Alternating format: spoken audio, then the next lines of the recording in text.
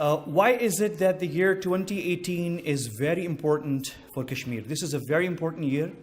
In fact, there are three occasions, I think, in the modern history of Kashmir, three occasions that have been very important and very crucial. One was when the UN Security Council issued those resolutions on Kashmir, on plebiscite, on conflict resolution. That was number one.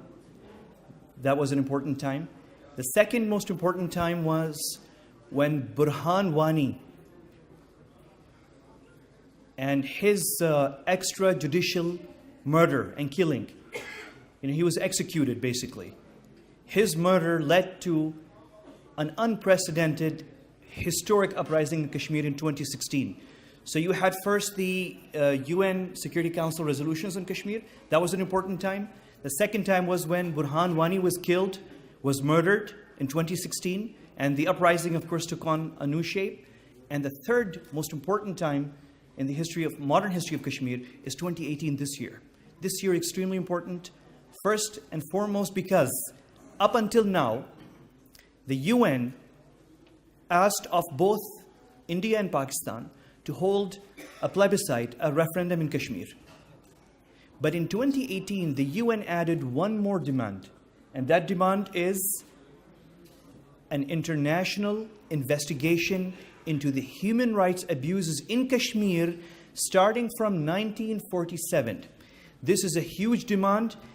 The UN basically ended its almost half century of silence on Kashmir this year in June, when we were in Pakistan very much busy, of course, in elections, which is a good thing. We were busy. But because of being busy in elections, of course, we could not pay attention to this historic moment on Kashmir that was taking place at the UN when the UN broke its silence on Kashmir. Almost more than 50 years of silence was ended when the United Nations issued a historic report that demanded an international investigation of human rights abuses in Kashmir beginning from 1947. So it was a historic moment this year. Not only the UN ended its silence, but also the international media ended its silence. This is a key point. I think, and I say this with confidence, and I'm happy to say this and report to you, as a researcher, as someone who follows this subject, more is being written on Kashmir and the developments on Kashmir conflict in international media than is being done in Pakistani media. Be careful. Listen to this very carefully.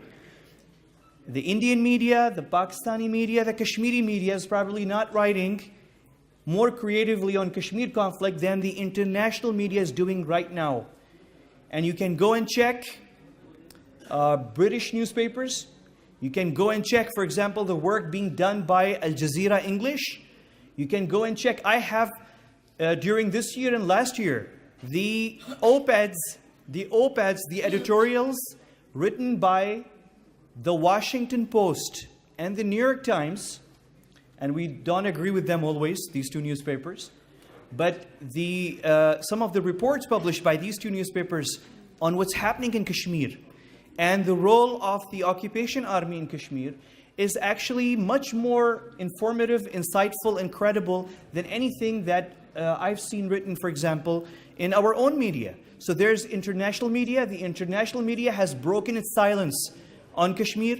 The UN has broken its silence on Kashmir. So 2018 is a major year. India for 70 years faced a demand for a plebiscite, a referendum in Kashmir. Now India is facing a demand for an international investigation. Of course, India is not alone in facing this demand. Pakistan is also facing this demand. The UN in June this year, when it asked for an international investigation, it also asked Pakistan to conduct this investigation in Azad Kashmir as well. And the good thing is that the government of Pakistan actually welcomed it. Government of Pakistan basically said, yes, we might have some issues, some human rights issues of minor nature, but the real problem, even the UN recognizes it, exists in Indian-occupied Kashmir, or what the what is known as the Indian-administered Kashmir. That's of course, the international language. The international language being, of course, Pakistan-administered Kashmir and Indian-administered Kashmir. So the real issue of the human rights violation is on the Indian side. So this report is here. Everybody, and I'm telling you this, the Indian government, the Pakistani government, the UN, and also some major powers, after this UN report, are reassessing their next steps on Kashmir. There's a reassessment happening. Raja Najabat Saab is here. I know that and I've seen at the UN, the European Union is reassessing its position on Kashmir. It's re-engaging with India, with Kashmiris, and with Pakistan, quietly. The US government is also reassessing its position on Kashmir. I heard from Kashmiri activists from Azad Kashmir and from Indian-occupied Kashmir that the US government, or the representatives of the US government, have increased their engagement, and this is a very important development, have increased their engagement with Kashmiri representatives. What does this mean? How will Kashmir conflict move forward? I don't know. But movement is happening. And in fact, Dr. Faisal, who is the DG of South Asia desk at the Ministry of Foreign Affairs, Government of Pakistan, just left here to attend actually one of those meetings on the future next steps on Kashmir. It's a very sensitive issue. Much of the diplomacy taking place in Kashmir, you don't see it happening in front of you. It's not reported in the media. I don't know much about it. We follow, of course, what the government and what the different governments and the UN say about it, or human rights defenders. So movement is taking place, number one. Number two, very quickly, I mentioned to you that we have young people in India who would like to see their government move on Kashmir. Yes, there are young Indians who would like to see the Indian army get out of Kashmir. They would like to see Kashmiris get justice. These young Indians sometimes visit us here in Islamabad. We at YFK, Dr. Mazari, are lucky to have hosted some smart young Indian men and women who are not from Kashmir, who are from other parts of India, and they go beyond religious lines. They're not necessarily Muslims, they're Hindus, and they would like to have good relations with Pakistan, and they disagree with the way their country's military is behaving in Indian-occupied Kashmir. Unfortunately, they can't come on the media, they can't talk, they can't join us here on the stage. Why? Because they have a problem in India, they have extremists as well, and these extremists often threaten them and pose a threat to their lives. But these young people are working also in India.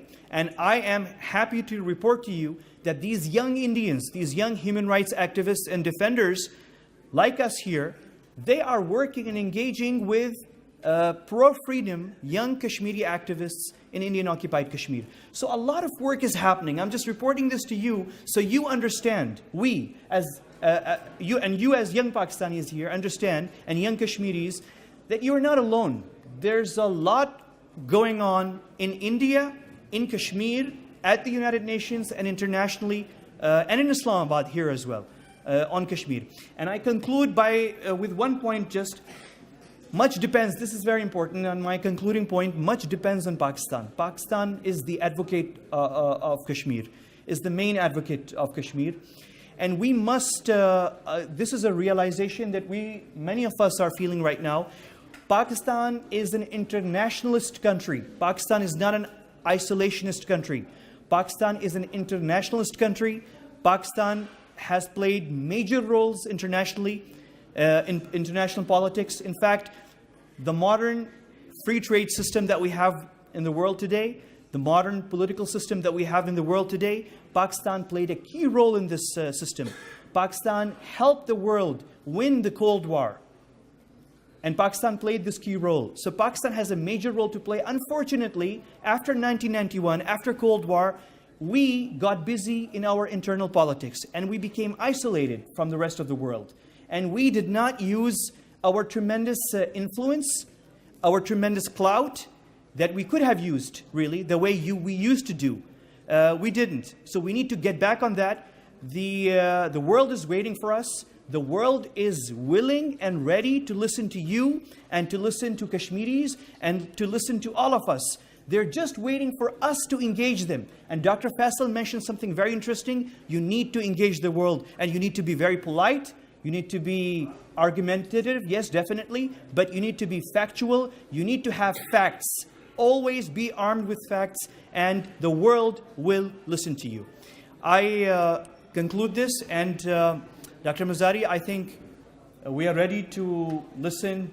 I went quickly through the document that you prepared, and it's a very fascinating document. It's a good thing after a long time to see a senior Pakistani politician who's also a federal minister in the government of Pakistan actually thinking, going out of the box really, and forcefully presenting ideas on a possible model for peaceful conflict resolution in Kashmir.